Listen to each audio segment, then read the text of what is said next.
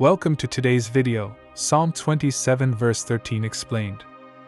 I had fainted, unless I had believed to see the goodness of the Lord in the land of the living. This verse from Psalm 27 is a powerful expression of hope and faith. David, the writer of this psalm, is in a moment of deep struggle. He is facing enemies, danger, and emotional exhaustion. Yet, in the middle of all that, he confesses that he would have lost heart if it weren't for one thing: his belief that he would see God's goodness while still alive. This shows us something important about faith.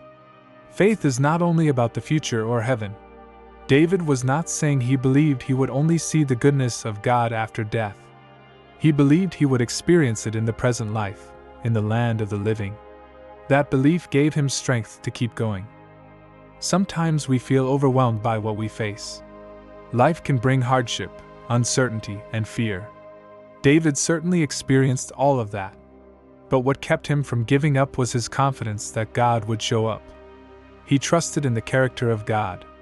He believed that God's goodness would not only be something far away, but something that would break into his life right where he was. Notice the word goodness. David could have said power, or justice, or victory.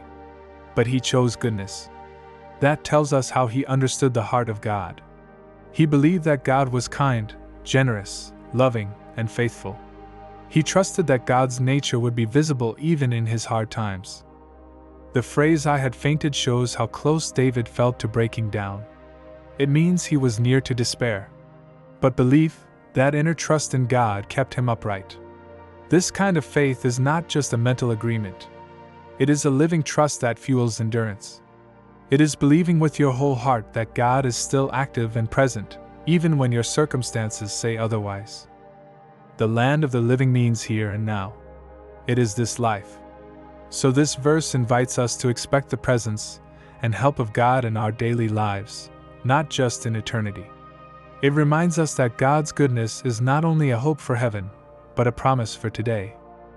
This verse teaches us to hold on. When we feel like fainting, like giving up, we are reminded to fix our eyes on the goodness of God. That hope revives the soul. It gives us courage to wait, to trust, and to keep going. Faith in the goodness of the Lord changes how we face our troubles. It brings peace in chaos and strength in weakness. David found his anchor in that belief. And we can too,